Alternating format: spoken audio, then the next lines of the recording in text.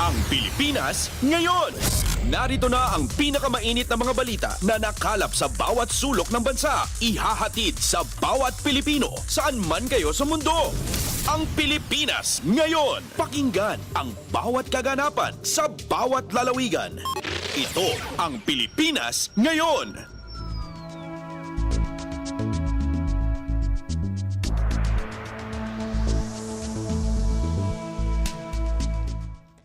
Magandang araw po sa ating mga tagapakinig. Welcome po sa ating programang Ang Pilipinas Ngayon.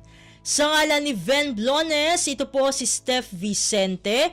Samahan niyo po ako sa kabuuan ng ating palatuntunan. Tulad ng dati, mapakikinggan po ang ulat ng ating mga kapatid na himpilan. Sa probinsya, ang ating mga segmentong balitang negosyo at kalakalan, balitang esports at balitang artista, maging ang ilan sa mga pangunahing balita mula dito sa ating bansa. Yan po sa kabuuan ng ating palatuntunan, ang Pilipinas Ngayon. Kumpleto, detalyadong balitaan, di papahuli sa mahahalagang kaganapan. Kamustahin ang inang bayan, ang Pilipinas ngayon.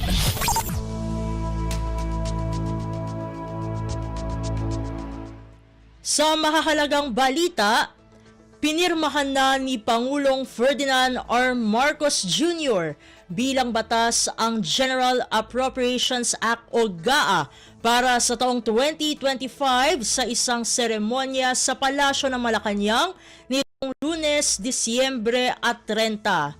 Bibigyang prioridad ng pambansang budget para sa susunod na taon ang social services, edukasyon, kalusugan, infrastruktura at agrikultura. Bibigyang prioridad din sa 2025 GAA ang green investment at disaster preparedness. Narito ang kabuang mensahe ni Pangulong Ferdinand R. Marcos Jr. kaugnay ng naturang kaganapan. As we embrace the holiday season with the joy of Christmas filling our hearts and the new year inspiring hope and new possibilities, we are reminded that it is also a time for reflection and for resolve.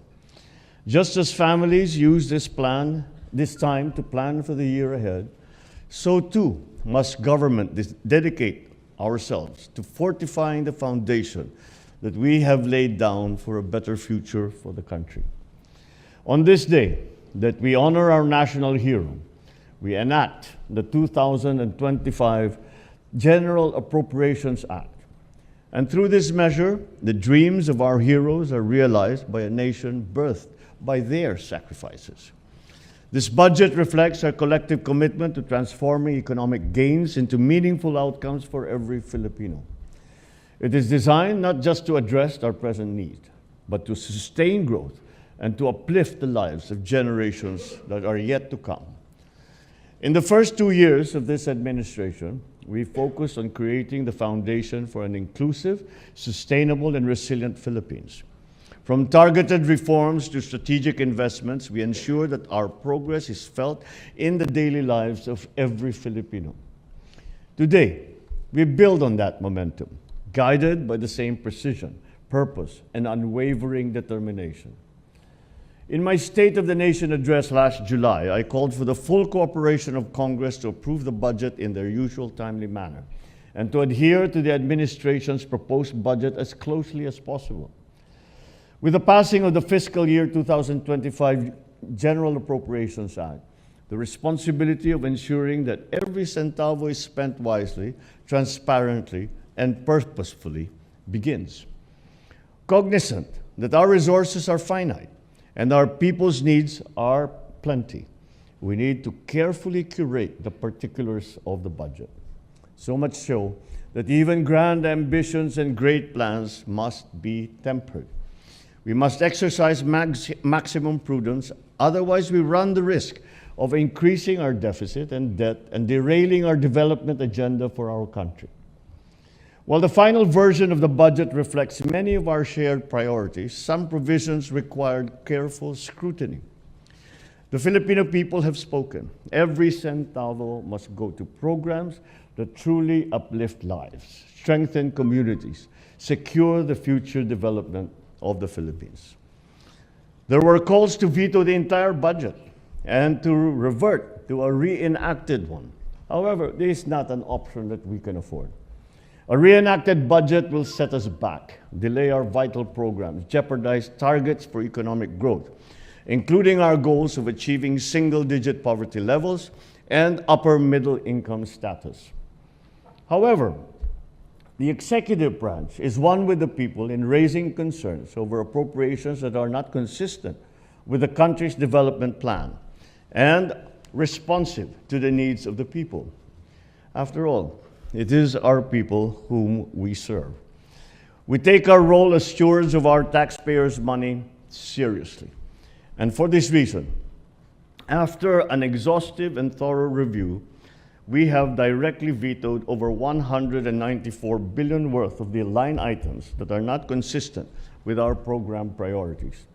These include allocations for certain programs and projects of the Department of Public Works and Highways, and those under the unprogrammed appropriations, which increased by 300%. We shall also pursue conditional implementation on certain items to ensure that the people's funds are utilized in accordance with their authorized and stated purpose. Specifically, to ensure that government assistance is not merely a provisional solution to a persistent issue, we are compelled to subject the implementation of the Ayuda sa Kapos ng Kita program, or AKAP, to the convergence efforts of the DSWD, DOLE, and NEDA.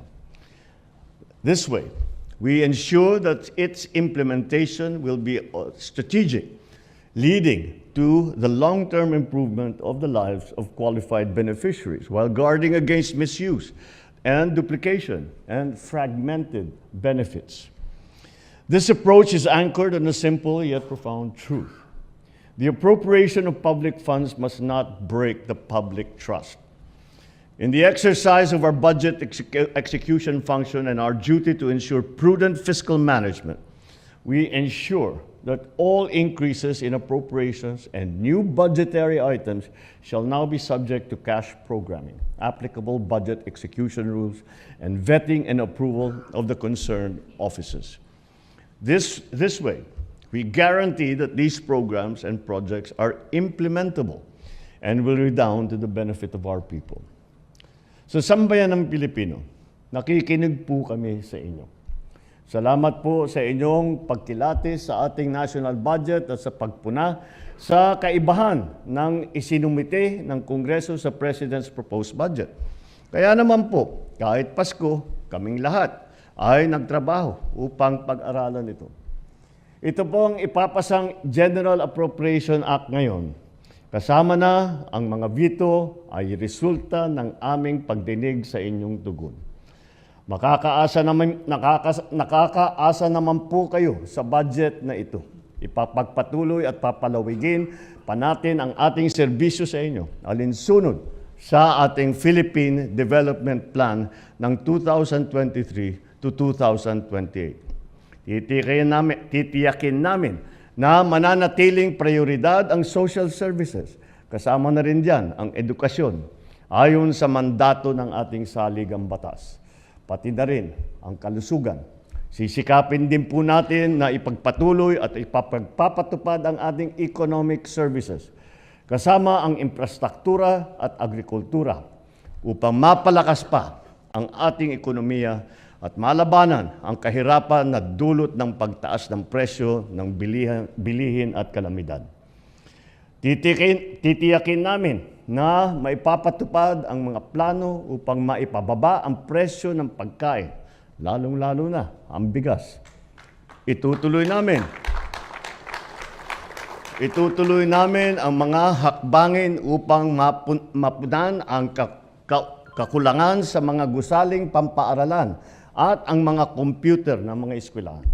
Sisiguruhin natin na tuloy-tuloy at mas lalawig pa ang mga benepisyo ng lahat ng Pilipino sa ilalim ng PhilHealth. Through this budget, We will also prioritize green investments and disaster preparedness to safeguard our environment and ensure resilience against disasters. We shall drive innovation and enhance trade and investments to create more quality jobs and to improve productivity. To sustain these efforts, we are advancing governance reforms. We shall continue to improve our systems for a more efficient, transparent, and accountable government. Through digitalization, we shall streamline services, reduce bureaucratic delays, and combat corruption. Sa aking mga kasamahan sa pamahalaan, nais kong ipaalala ang ating tungkulin sa bayan. Gamitin natin ng wasto ang pondo ng ating bayan.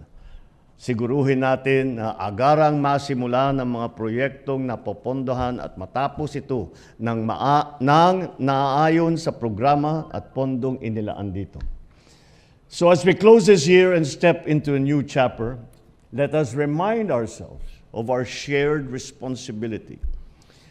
Nation building is not the work of government alone. It is a partnership that we make with every single Filipino. With unity, with determination and a clear vision, we can achieve a future where progress is felt in every home, in every community, every corner of this archipelago. Together, let us build a bagong Pilipinas, a nation of genuine and shared prosperity.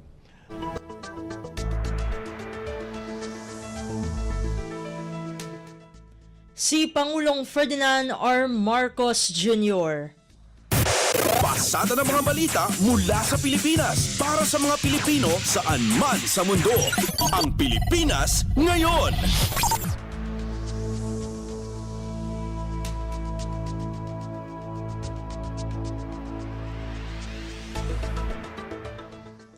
Samantala, nakiisa si Pangulong Ferdinand R. Marcos Jr. sa pagbibigay pugay sa ating pambansang bayani na si Dr. Jose Rizal sa paggunita sa ika-128 taong anibersaryo ng kanyang kamatayan nitong Lunes, Disyembre at 30.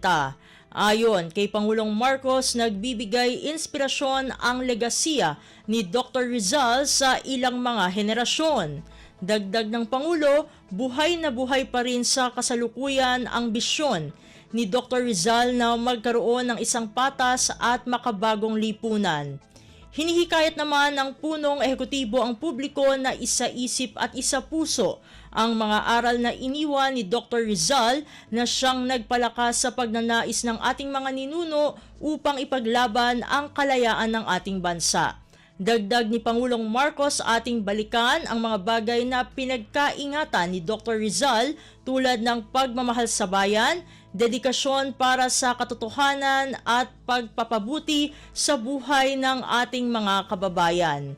Pinangunahan naman ni Pangulong Marcos kasama ang ilan pang miyembro ng First Family ang nationwide simultaneous flag raising and wreath-laying rites sa Luneta para sa Rizal Day ngayong taon.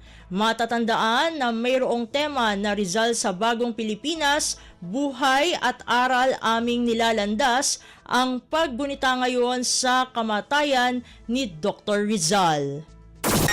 Kumpleto, detalyadong balitaan, di papahuli sa mahahalagang kaganapan. Kamustahin ang inang bayan, ang Pilipinas ngayon.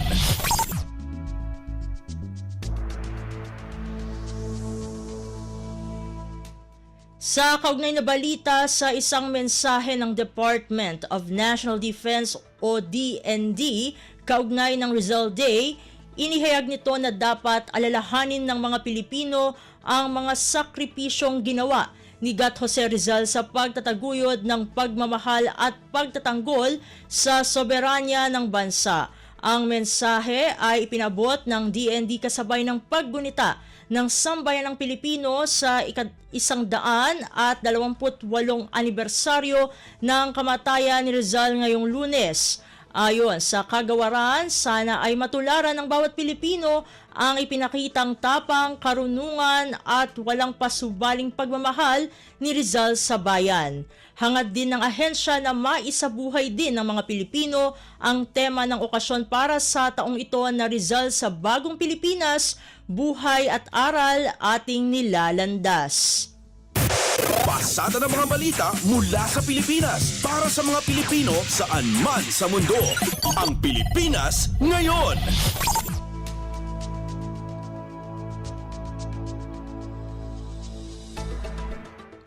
Sa iba pang mga ulat, nagpalabas si Pangulong Ferdinand R. Marcos Jr. ng kautusan kaugnay sa pagpapatupad ng schedule ng tariff commitment sa ilalim ng Philippines Free Trade Agreement o FTA sa South Korea. Sa Executive Order o EO number 80, binigyang diin ni Pangulong Marcos na kailangang ayusin ang halaga sa import duty sa produkto. Aniya, kailangang makasunod ang Pilipinas sa Philippine Schedule of Tariff Commitments sa ilalim ng FTA. Nakasaad sa EO na lahat ng produkto na nasa Philippine Schedule of Tariff Commitments ay alinsunod sa halaga ng import duties sa panahon ng pag-aangkat. Sa ilalim ng FTA, bibigyan ng South Korea ng duty-free entry ang nasa 11,000 produkto ng Pilipinas na nagkakahalaga ng 3.18 billion US dollars o 87.4% ng Korean imports mula sa Pilipinas. Kumpleto, detalyadong balitaan, di papahuli sa mahahalagang kaganapan. Kamustahin ang inang bayan, ang Pilipinas ngayon.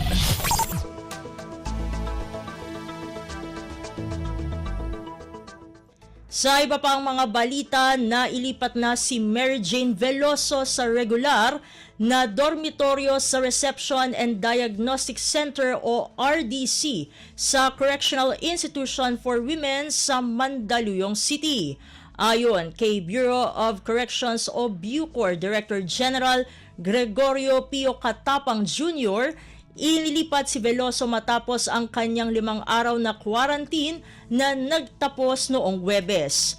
Mananatili si Veloso sa RDC sa susunod na 52 araw kung saan sasailalim siya sa mandatory orientation, diagnostics and classification para matutunan ang sistema ng koreksyonal.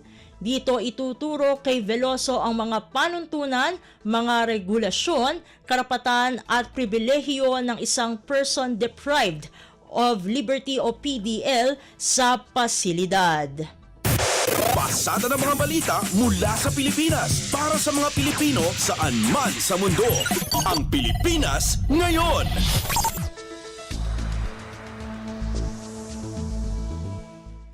Sa iba pang mga ulat, 13 Pilipina na surrogates na iniuwi sa Pilipinas mula sa Cambodia nasa pangalaga na ng Department of Social Welfare and Development o DSWD. Kaugnay nito, inatasan ni DSWD Secretary Rex Gatchalian ang Field Office National Capital Region na ipaabot ang anumang tulong sa mga surrogate mothers sa ilalim ng Recovery and Reintegration Program for Trafficked Persons o RRPTP. Ang detalye ng balitang ito mula kay Mary Ann Bastasa. Agad na umalalay ang Department of Social Welfare and Development sa 13 Pinay surrogates na inuwi sa Pilipinas mula sa Cambodia. Kasama si DSWD Assistant Secretary for International Affairs Attached and Supervised Agencies Elaine Falacurna sa sumalubong sa mga nanay kasama ang 3 sanggol. Dinala ang mga ito sa isa sa care facilities ng DSWD sa NCR kung saan sila pansamantalang manunuluyan. Inatasan naman ni DSWD Secretary Rex Gatchalian ng Field Office National Capital Region na ipaabot ang anumang tulong sa mga surrogate mother sa ilalim na rin ng Recovery and Reintegration Program for Trafficked Persons. Ang 13 Pinay ay nahatulang guilty sa surrogacy na illegal sa Cambodia. Ito si Mary Ann Bastasa para sa Radyo Pilipinas. Kumpleto, detalyadong balitaan, di papahuli sa mahahalagang kaganapan. Kamustahin ang inang bayan, ang Pilipinas ngayon.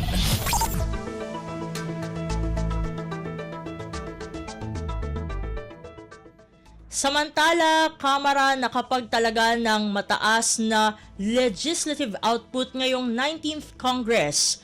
Ipinagmalaki ng House of Representatives ang record-breaking legislative productivity na ito ngayong 19th Congress sa ilalim ng liderato ni House Speaker Martin Romualdez. Ang detalye ng balitang ito mula kay Kathleen Forbes. Ipinagmalaki ng House of Representatives ang record-breaking legislative productivity nito ngayong 19th Congress sa ilalim ng liderato ni Speaker Martin Romualdez. Mula July 25, 2022 hanggang December 27, 2024, nakapaghain ng Kamara ng 13,454 na mga panukala at resolusyon. 1,368 dito ay naaprubahan at 166 naman ang naging ganap na batas. Sa loob ng 178 session days na aksyonan ng Kamara, ang kabuang 4,670 measures o katumbas ng 12 kada session day. Git ni Speaker Martin Romualdez ipinapakita nito ang maigting na hangarin ng lahat ng 307 na mambabatas na mapaganda ang buhay ng mga Pilipino. Bukod sa pagpapatibay ng mga batas ay pinaigting din ng Kamara ang oversight nito, bunga ng mga inquiry in aid of legislation, ang Sumner Committee reports. Malaking bagay din ayon sa House Leader ang magandang relasyon at pakikipag-ugnayan sa Senado para masigurong maayos ang mga panukalang batas na pinagtitibay ng Kongreso. Pagsiguro naman ng Speaker Romualdez na ipagpapatuloy ng 19th Congress ang legislative momentum nito. Ito si Kathleen Forbes para sa Radyo Pilipinas. Kumpleto, detalyadong balitaan, di papahuli sa mahahalagang kaganapan. Kamustahin ang inang bayan, ang Pilipinas ngayon.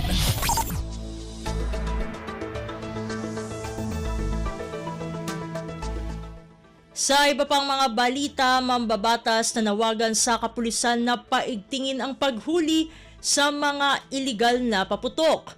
Ayon kay Navotas Representative Toby Tiangco, madiskarte na ngayon ang ilan sa mga nagbebenta ng paputok kaya dapat na mabantayang mabuti ang online selling nito. Balikan natin si Kathleen Forbes para sa balita. Pinatitiyak ni Navotas Representative Toby Tiangco sa PNP na paigtingin ang kampanya laban sa pagbibenta ng mga illegal na paputok, lalo na ang mga ibinibenta online. Paalala niya madiskarte na ngayon ang ilan sa mga nagbebenta ng paputok kaya dapat maiging mabantayan ang online selling nito. Umapila rin ang mambabatas sa publiko na makipagtulungan sa mga otoridad at kanilang lokal na pamahalaan sa pagbabantay sa mga gumagamit at nagbebenta ng mga illegal at ipinagbabawal na paputok. Pawang sobra sa 0.2 grams ng pulbura ang gamit ng mga paputok na ito at wala rin tamang markings gaya ng pangalan at address ng manufacturer. Halimbawa nito ang Piccolo, Super Lolo Atomic Triangle, Large Judas Belt, Goodbye Philippines, Mother Rocket, Lolo Thunder, Coke in Can, Atomic Bomb, 5-star, pati na ang Watu-C. Ito si Kathleen Forbes para sa Radyo Pilipinas. Pasada ng mga balita mula sa Pilipinas para sa mga Pilipino saan man sa mundo. Ang Pilipinas ngayon.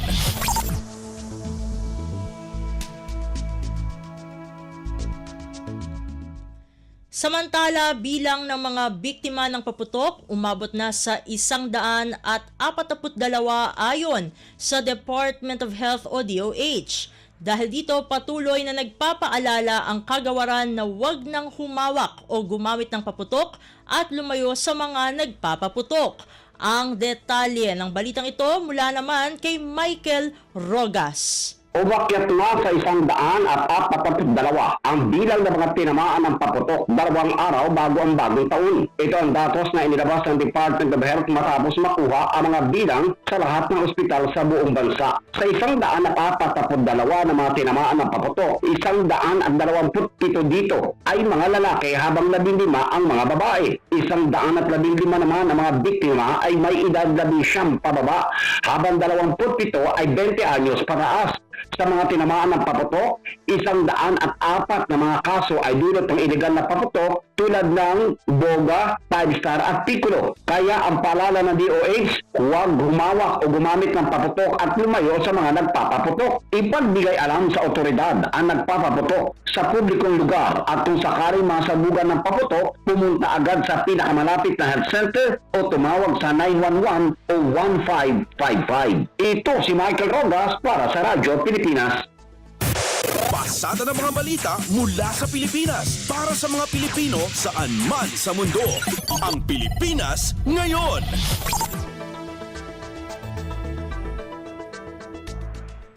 Sa iba pang mga balita, ligtas at mapayapang pagsalubong sa bagong taon, prioridad ng Philippine National Police o PNP. Ang pahayag ay ginawa ni PNP Chief General Romel Francisco Marbil bilang pagtitiyak sa mapayapang pagdaraos ng nasabing okasyon. Ang detalye ng balitang ito mula naman kay J. Mark Dagala. Inatasan ni Philippine National Police o PNP Chief Police General Romel Francisco Marbil ang lahat ng tawanan ito na gawing prioridad ang kaligtasan at seguridad ng publiko sa pagsalubong sa bagong taon. Ginawa ng PNP Chief ang pahayag bilang pagtitiyak sa mapayapang pagdaraos sa nasabing okasyon. Gayun din ang kahandaan ng mga pulis sa tumugon sa anumang emergency, kabilang na ang sunog at may mga kinalaman sa paputok. May mga nakantabi anyang first aid responders ng PNP para sa mga mabibiktima ng paputok. Gayun din ay aalalay din sila sa Bureau of Fire Protection sa pag-apula ng apoy sakali may sumiklab na sunog. Nagbabala pa si Marbil sa sino mang magsusunog ng gulong para iharang sa mga daan na makasasagabal sa kanilang pagtugon sa emergency na maharap sa kaukulang parusa. Kasabay nito pinag-iingat din ng PNP Chief ang publiko hinggil sa peligurong dulot ng mga paputok na maaari makasira ng mga ari-arian at maging mitsa ng pagkalagas ng buhay. J. Mark Dagala, Radyo Pilipinas. Kumpleto, detalyadong balitaan, di papahuli sa mahahalagang kaganapan. Kamustahin ang inang bayan, ang Pilipinas ngayon.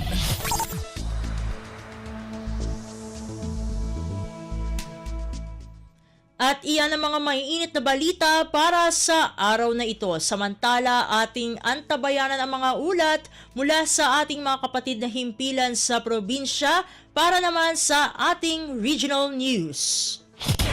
Balita mula sa lalawigan sa bawat rehiyon ng ating bayan. Dito sa Ang Pilipinas Ngayon.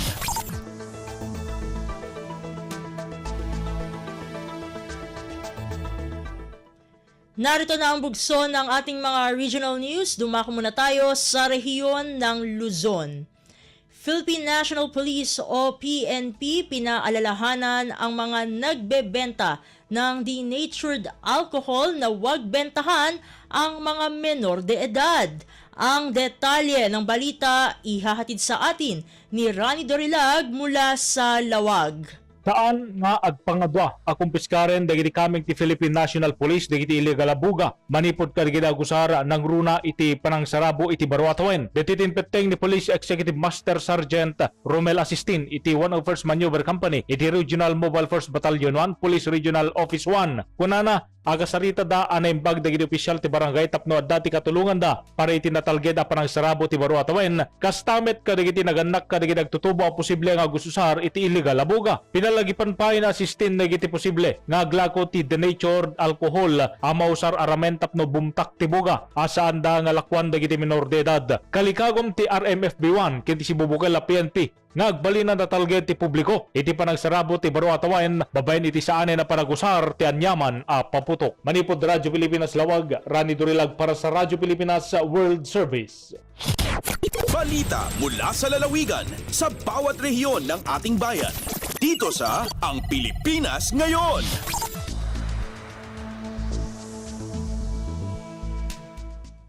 Inyong napakinggan ang ulat ni Rani Dorilag mula sa Lawag. Puntahan naman natin ang Tugigaraw. DOH Cagayan Valley Center for Health Development tiniyak ang kahandaan ng primary care facilities sa rehiyon sa pag-asikaso sa fireworks-related cases. Narito ang buong balita na ihahatid naman sa atin ni April Ratio. Impasigurado ti Department of Health wenno DOH Cagayan Valley Center for Health Development ti kinasagana dagiti ospital agingga kadagiti primary care facilities iti Region 2 ti panangasikaso kadagiti biktima ti paputok. Sigun kini Health Promotion Unit Head Pauline Apal, awan itantan niya man na mapaspasaran na parikot partikular iti panagsangput dagiti pasyente kadagiti dadakkel nga ospital agsipud adat kabaulanan dagiti ospital kadagiti ili tapno sungbatan dagiti a sitwasyon karaman dagiti dumapay ayuta related incident malaksi diti panangpapigsa kadagiti rural health units. Dakkel at tulong pay sigun kini Apal ti aduitan na ipasdak ka healthcare facilities iti rehiyon, partikular dagiti sumagmamanupay nga ospital kadagiti adayo alug lugar, dagiti bukas wenno bagong urgent care and ambulatory service center ken dagiti super health center. Iti binulan nga binapanang tutok ti disaster risk reduction and management in health wenno Dream H unit da ket nabigbig dagiti masapol dagiti pasilidad kadagiti ili ken syudad tapno masigurado a kabaelan da maipaay ti anyaman a kasapulan iti masakupan da. Dayta ti magmanipod sa Tuguegarao City dahil ni April sa Lucon Radyo para iti Radyo Pilipinas World Service. Balita mula sa lalawigan sa bawat rehiyon ng ating bayan. Dito sa Ang Pilipinas Ngayon.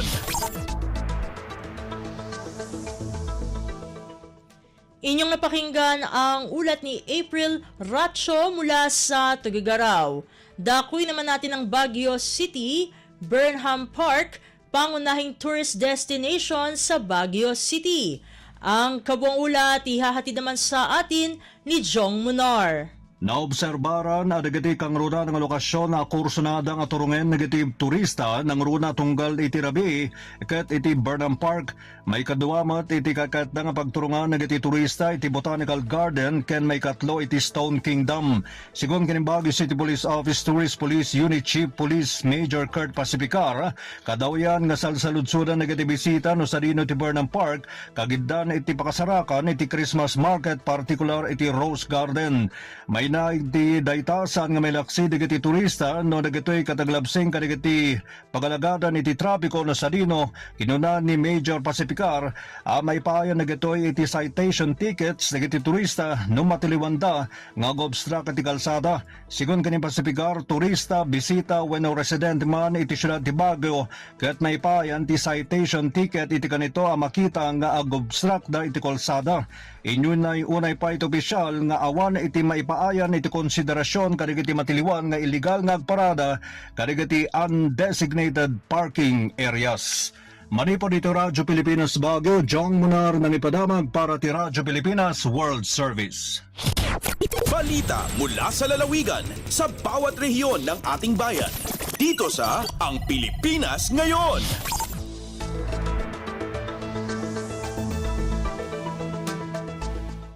Inyong napakinggan ang ulat ni Jong Munar mula sa Baguio City. Dumako muna tayo sa Bontoc, bagong ward ng Barlig District Hospital at Slope Protection Projects, pinasinayaan sa Barlig Mountain Province. Ang detalye ng balita ihahatid naman sa atin ni Arlene Fagian. May sagawang blessing at turnover ceremony ng ward building ng District Hospital Slope Protection Projects at Riplap sa Barlig Mountain Province ngayong buwan ng Disyembre 2024. Ang seremonya ay ng pagpapala ay pinangunahan ni Reverend Father Joel Liwanan at sa presensya naman ng provincial officials na pinangunahan ni Governor Bonifacio Lacquasan Jr., Director Dr. Ann Claire Percas, construction team, partners at stakeholders. Ibinigay ni Governor Lacquasan ang susi ng ward kay Barlig District Hospital Chief na si Dr. Janice Ann Sipulcre na ng opisyal na pinasinayan ang proyekto at bilang simbolo ng pag-asa. Sa mensahe na Lacquasan, ang proyekto ay pagsisikap ni President Ferdinand Marcos Jr. at ito ay may 5 million pesos na pundo na regular fund ng gobernador at mula sa serbisyo pangkalusugan. Ayon naman kay Myla Manang ng District Hospital, nagtagumpay ang pangako sa komunidad na may kalidad na pangangalaga ng pangkalusugan at community services. Nagpasalamat din si Dr. Claire Percas sa gobernador at sa ganyan panlalawigan na pinangunahan ni Vice Governor Francis Tauli at hinikayat ang mga health practitioners ng hospital na patuloy na gagamitin ang kanilang mga talento sa serbisyo. Manipod iti Bontoc, Arlene Fagen para iti RP World Service. Balita mula sa lalawigan sa bawat rehiyon ng ating bayan. Dito sa Ang Pilipinas Ngayon.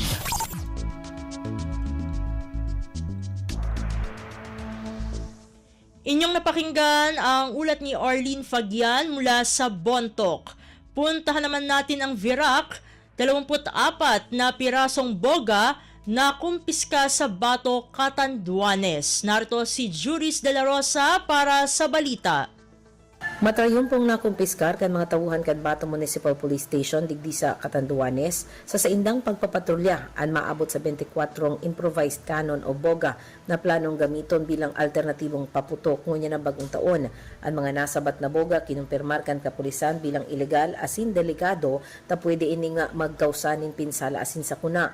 Mahigot na pinagbabawal ang paggamit, pagbebenta asin paggibo nin anuman na klase nin pyrotechnic device kabali ang boga sa irarom kan Republic Act No. 7183 sarong batas na nagre-regulate sa paggamit asin distribution nin firecrackers asin iba pang pyrotechnic devices. Katakod ka ini pighikayat kan Bato MPS ang publiko na mag-iwas sa paggamit ng DIY boga. Hangad man kan otoridad ang pagsabot kan gabos kung natatagaipuhan ining kumpiskaron para masigurong ligtas ang pagtakbo sa bagong taon. Halle Vera Catanduanes, Juris de la Rosa para sa Radyo Pilipinas World Service. Balita mula sa lalawigan sa bawat rehiyon ng ating bayan. Dito sa Ang Pilipinas Ngayon.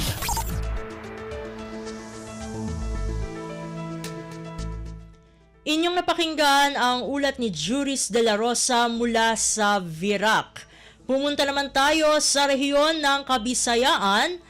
Grupo ng mga doktor mula sa Cebu nagsagawa ng medical mission sa Canlaon City Evacuation Camp.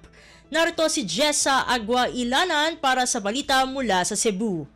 Nagpahigay ng medical mission ng All-Terrain Medical Relief Organization o AMRO usa ka pundok sa mga espesyalistang doktor gikan sa Cebu City didto sa Canlaon City, Negros Oriental. Matod sa LGU Canlaon, unang nagpahigayon og medical mission sa Camp 7 ang maong pundok aron mahiling ang panlawas sa dulan 500 ka mga individual. Human niini bibisita usab ang AMRO sa Camp 9 diin temporaryong nagpuyo ang ana sa dulan 300 samtang dulan 200 ka mga individual ang na-check up sa AMRO sa Camp 10. Nagpasalamat si Canlaon City Mayor Jose Chubasco Cardenas sa mga institusyon sama sa AMRO aron masigurong mahatag ang panginahanglanon sa Indakbayan kinsa naa sa state of calamity sukad pa niadtong Hunyo tuig 2024 dihang nagsugod pag-alboroto ang bulkang Canlaon. Sa kasamtangan, ana-ana sa napo ka evacuation camp ang gibuksan alang sa dulan 6,000 ka mga individual samtang laing 2,000 ang nakipuyo sa ilang mga kabanay. Gawas pa sa pribadong pundok sama sa AMRO, anaa sad personal nga nakatutok sa panlawas sa mga evacuees ang Department of Health kauban ng Department of Social Welfare and Development.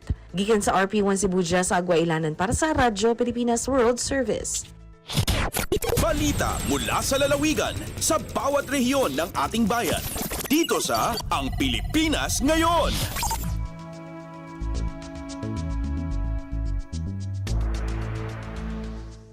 Inyong napakinggan ang ulat ni Jessa Aguailanan mula Cebu. Dadako naman tayo sa Iloilo. Mahigit 10 milyong pisong halaga ng iligal na droga nasabat sa Bacolod City. Pakinggan ang kabuang ulat na ihahatid naman sa atin ni Paul Tarosa mula sa Iloilo.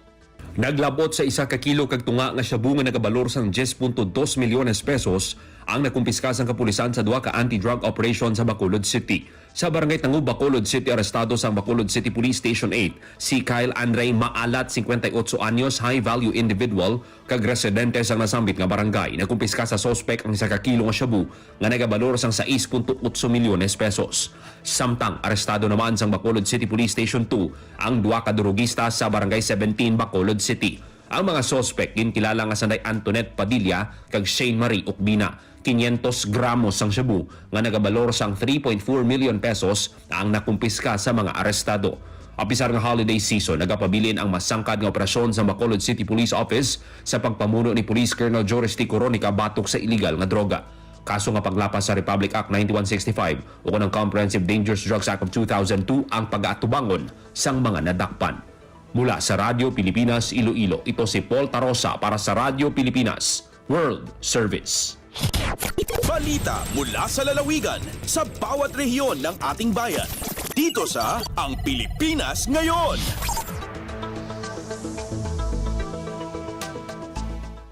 Inyong napakinggan ang ulat ni Paul Tarosa mula sa Iloilo. Dumako na tayo sa rehiyon ng Mindanao. Opisyal ng New People's Army at miyembro nito arestado sa Davao City. Ang detalye ng balita ihahatid sa atin ni Armando Fenequito mula sa Davao. Arostado ang umunoy opisyal ng New People's Army Southern Mindanao Regional Committee o NPSMRC at isang miyembro nito sa isinagawang Joint Law Enforcement Operation sa Davao City nitong nakaraang weekend. Sa pahayag na inilabas ng 10th Infantry Division, kinilala ang mga nahuli na sina Benny Flores Mendoza, political instructor at miyembro ng SMRC Executive Committee, at Francisco Rotol Sudonga na kasapi din ng SMRC. Sa report, nahuli ng mga personahe ng Criminal Investigation and Detection Group 11 o CIDG-11 ang dalawa sa Isla Suerte, Barangay 76-A Buka na nitong Disyembre 28, 2024. Inaresto si Mendoza sa bisa ng warrant of arrest sa kasong paglabag sa Expanded Anti-Trafficking in Persons Act of 2012 habang dinampot si Sudongan dahil sa dala nitong kalibre 45 na baril at fragmentation grenade. Ipinuri naman ni 10th Infantry Division Commander Major General Alan Hambala ang naging operasyon kung saan nagresulta ito sa pagkahuli ng mga natitirang kasapi ng NPA. Gikan sa Radyo Pilipinas Davao, ako si Armando Feniquito, alang sa Radyo Pilipinas World Service. Balita mula sa lalawigan sa bawat rehiyon ng ating bayan. Dito sa Ang Pilipinas Ngayon.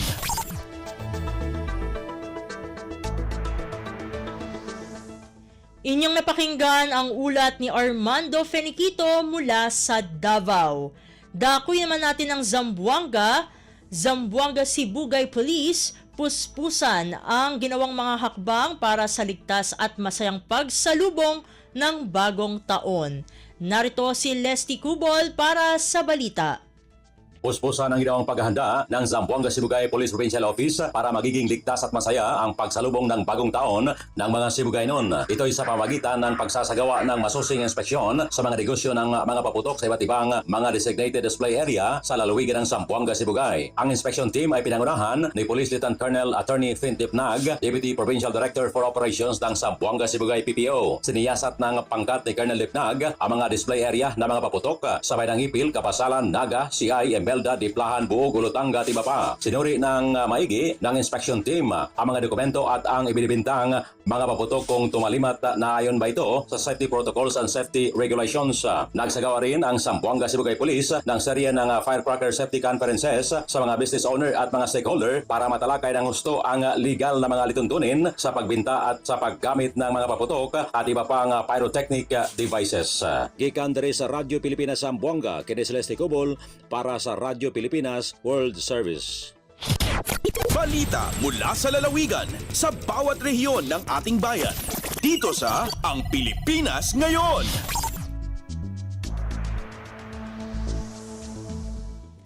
Inyong napakinggan ang ulat ni Leslie Cubol mula sa Zamboanga. Puntahan naman natin ang Butuan.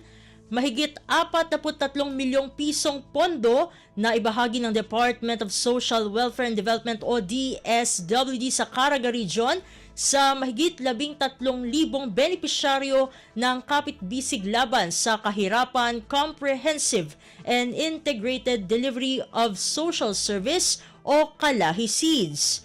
Ang kabuang ulat ihahatid naman sa atin ni Jocelyn Morano mula sa Butuan.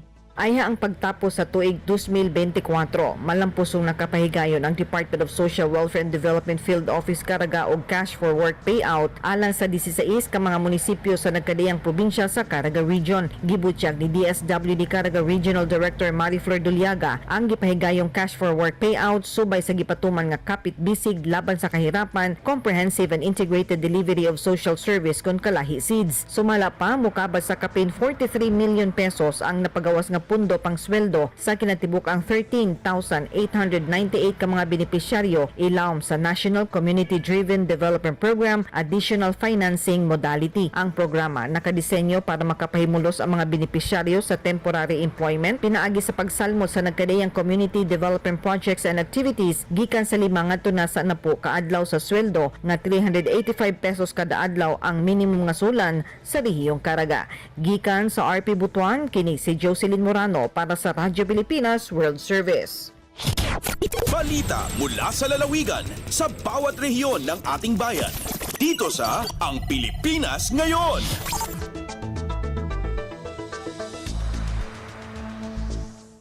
At inyong napakinggan ang ulat ni Jocelyn Morano mula sa Butuan. Dito na nagtatapos ang ating regional news. Narito naman ang ating segmentong Balitang Negosyo at Kalakalan na susundan ng ating segmentong Balitang Sports. Parehas na ihahatid sa atin ang ating kasamang si Leo Magpayo. Lagay ng ekonomiya, kalakalan, negosyo at iba pa. Atin ang alamin dito sa Ang Pilipinas Ngayon. Magandang araw. Narito na po ang Balitang Negosyo at Kalakalan. Naitala ng Pilipinas ang pinakamataas na Purchasing Managers Index o PMI kontra sa 5 pang bansa sa Association of Southeast Asian Nations o ASEAN Region para sa buwan ng Nobyembre taong 2024. Ayon sa datos mula sa SNB Global, naitala ng Pilipinas ang PMI na 53.8 ngayong Nobyembre, mas mataas kumpara sa 52.9 noong Oktubre na sinusundan ng Vietnam at Thailand na may PMI na 50.8 at 50.2 ayon sa pagkakasunod. Sinundan ito ng Myanmar, Indonesia at pinakahuli ang Malaysia na may PMI na 49.2. Ang PMI ay isang mahalagang economic indicator na sumusukat sa kondisyon ng manufacturing sector base sa 5 salik: new orders, output, employment, suppliers' delivery times, at stocks of purchases. Ang PMI na mas mataas sa 50 ay nangangahulugang positibong operating conditions. Mahigit 15 buwan na ring tuloy-tuloy na bumubuti ang sektor ng manufacturing ng Pilipinas ayon sa S&P na inaasahang magdadala ng mas malaking kumpiyansa sa ekonomiya. Bukod dito, positibo ang pananaw ng mga negosyo sa mas mataas na benta sa mga susunod na buwan dahil sa nalalapit na eleksyon sa taong 2025.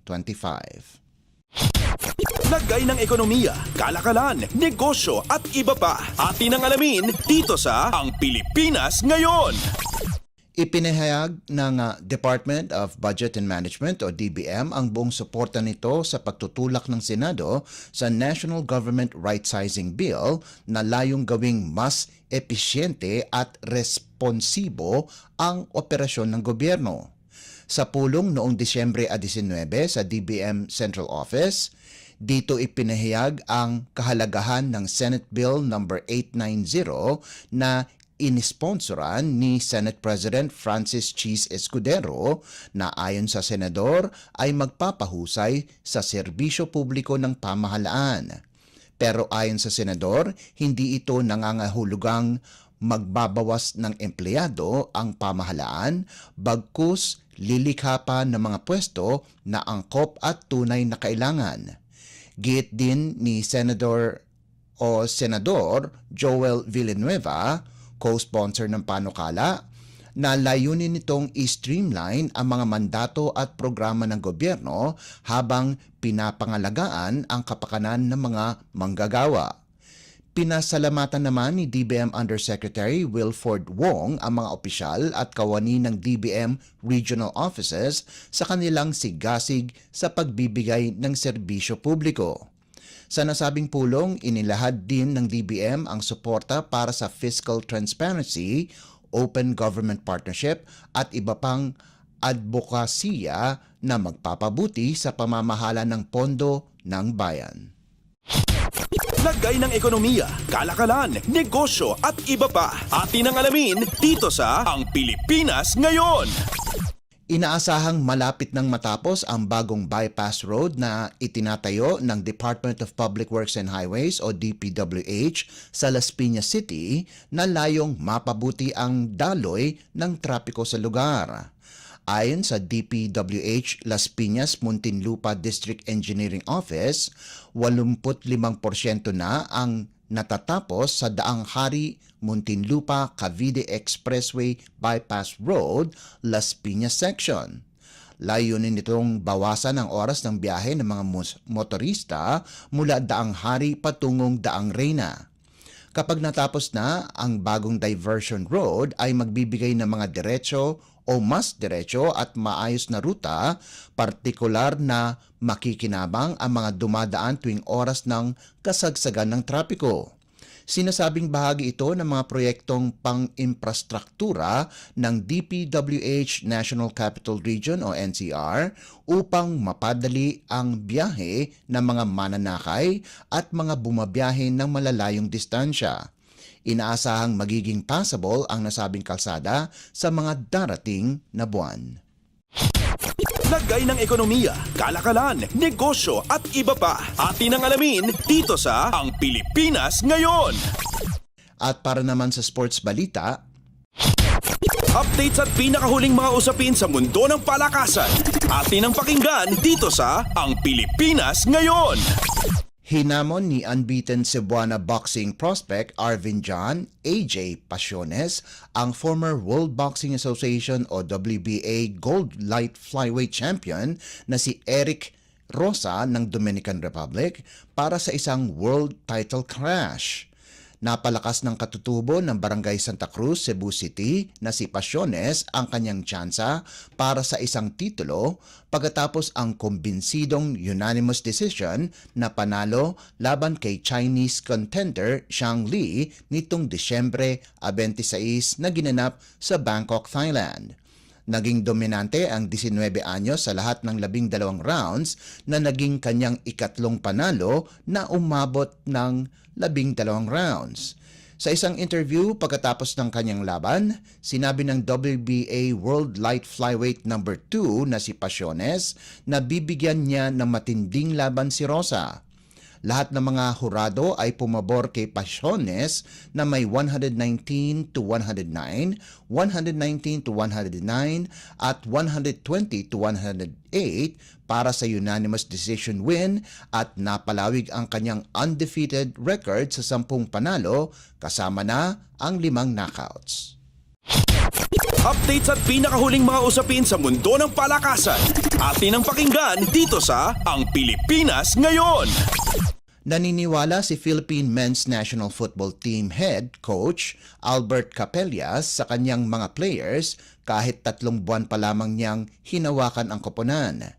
Minandohan ng 57 anyos na Espanyol ang Nationals sa Merdeka Cup noong Setyembre at sinundan ito ng pagbabalik ng koponan sa Kings Cup sa Oktubre bago ginabayan ang squad sa pagpapatuloy ng semifinals ng 2024 Mitsubishi Electric Cup Asian Championship. Doon ay kasalukuyang pasok ang Pilipinas sa semifinals sa ikalima nilang pagkakataon pagkatapos manalo sa isa sa 2-leg series nila laban sa Thailand 2-1 para malasap ang una nilang panalo simula pa noong 1972 sa laban na ginanap noong Biyernes sa Rizal Memorial Stadium. Naniniwala si Capellas na dahil sa panalo, malaki ang kumpiyansa ng kanyang mga players na kaya nila muling manalo sa ikalawan nilang pagtatapat at makakapasok sila sa kanilang unang championship na posibleng kalaban ang Vietnam na nangunguna na sa kanilang semifinals showdown laban sa Singapore. Gaganapin ang leg 2 ng semifinals sa araw ng Lunes sa home court naman sa Bangkok, Thailand. Updates at pinakahuling mga usapin sa mundo ng palakasan. Atin ang pakinggan dito sa Ang Pilipinas Ngayon. Winakasan ng koponan ni Matthew Wright na Kawasaki Brave Thunders ang kanilang 10 magkakasunod na pagkatalo pagkatapos talunin ang Ibaraki Robots 82-74 sa larong ginanap sa Kawasaki Todoroki Arena. Nakalikom si Wright ng 16 na puntos at 6 na assists para tulungan ang Brave Thunders na kunin ang kanilang unang panalo sa 2024-2025 B-League season simula pa noong Nobyembre 10 kung kailan nila tinalo ang Kyoto 91-82. Kasalukuyang may 5-20 record ang Kawasaki sa torneo. Matagumpay din ang koponan ng Nagasaki Velka na dinomina ang Sendai 89ers 79-66 sa laban na ginanap sa Kamei Arena, Sendai. Naglaro ng 13 minuto ang Gilas Pilipinas Center na si AJ Edu sa panalo kung saan nakagawa ito ng 4 na puntos, 1 rebound, 1 assist at 2 tapal para pagandahin ang record ng Nagasaki sa 13-12. Subalit hindi naging mapalad ang koponan ng ilang Filipino imports. Bigo si Kiefer Ravena at ang Yokohama B Corsairs 84-80 laban sa San N Neo Phoenix kahit sa magandang performance ng dating Ateneo Eagle na may 15 puntos at 4 na assist. Dahil sa talo ay bumagsak sila sa 9-16 sa season. Samantala, nalimitahan si Dwight Ramos sa 4 na puntos sa pagkatalo ng Livanga Hokkaido 86-69 sa Seahorses Mikawa. Nalimitahan din sa 5 assist ang Gilas Pilipinas standout sa 18 minutong paglalaro at naging 9-16 din ang kanilang kartada. Tinalo naman ng Akita Northern Happinets ang koponan ni Ray Parks Jr. na Osaka Evesa 85-73 kung saan nakagawa ang dating Gilas guard ng 10 puntos. Ito na ang ikalawang sunod-sunod na pagkatalo ng Osaka para sa 13-12 record. Updates at pinakahuling mga usapin sa mundo ng palakasan. Atin ang pakinggan dito sa Ang Pilipinas Ngayon. At yan ang pinakahuling balita sa larangan ng palakasan. Para sa Radyo Pilipinas World Service, ito po si Leo Magpayo. Magandang araw. Updates at pinakahuling mga usapin sa mundo ng palakasan. Atin ang pakinggan dito sa Ang Pilipinas Ngayon.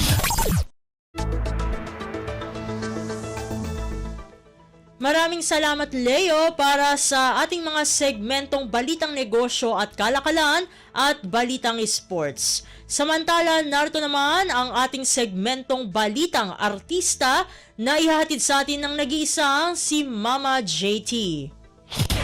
Ang latest, ang hottest sa showbiz and entertainment. Heto na sa Ang Pilipinas Ngayon.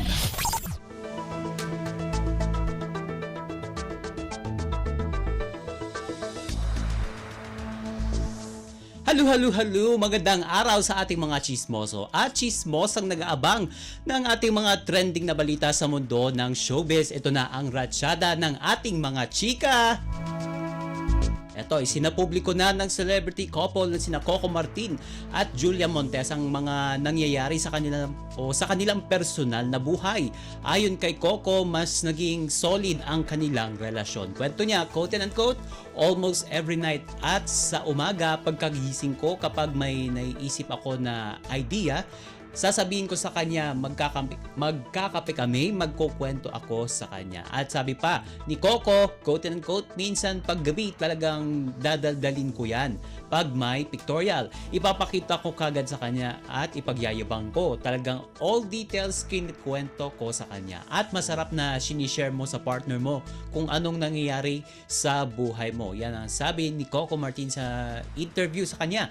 At ibinahagi rin ng kapamilya Primetime King na sabay nilang inaabot ang mga pangarap nila sa kanilang mga respective career. Pagpapatuloy ni Coco, quote and unquote, sa buhay, kailangan ang hinahanap mo partner sa lahat ng ginagawa. At kung meron akong pupuntahan, parang feeling ko hindi ako maligaya kapag hindi kami magkasama. Para bang may namimiss kang gawin na sana kasama ko si Julia. Kung nandito ako, sana magkasama kami. Sana nakikita niya rin to, which is hindi madali at matagal na proseso. Yan yung kanyang paglalahad. Pero ngayon, sabi ni Coco, dahan-dahang nagagawa na namin pag nag-out of the country or out of town. At ibinahagi pa ni Coco na masaya na sila dahil yung mga pangarap daw nila sa buhay ay unti-unti na nilang nakakamit ng magkasama. Ang latest, ang hottest sa showbiz and entertainment. Heto na sa Ang Pilipinas Ngayon.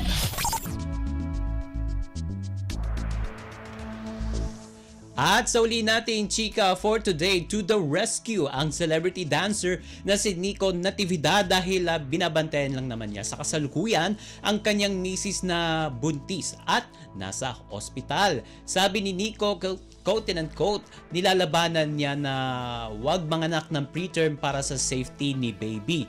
At mensahe pa niya sa kanyang misis, quote and unquote, alam ko nahihirapan ka, kapit lang, mahal. At syempre, ilan lamang sa mga celebrities na nagpaabot ng get well wishes sa mag-asawa ay sina Aiko Melendez, DJ Chacha, Jimboy Martin, Charlie Dizon at marami pang iba. At kung matatandaan, November 2021 nang ikasal sina Nico at ang kanyang asawang si Cielo. Ang panganay nilang anak na si Aiden at siya ay magiging kuya na very soon dahil ipinagbubuntis ni Shelo ang kanilang second baby. At magugunita noong Oktubre nang magkaroon ng gender reveal ang couple at lalaki ang kanilang magiging anak. Ang latest, ang hottest sa showbiz and entertainment. Heto na sa Ang Pilipinas Ngayon. And OMG, wala na tayong sapat na oras para sa ating balitang artista. Maraming salamat mga kachismis sa pakikinig sa aking mga chika for today. Ako po si Mama JT para sa Radyo Pilipinas World Service. Ang latest, ang hottest sa showbiz and entertainment. Heto na sa Ang Pilipinas Ngayon.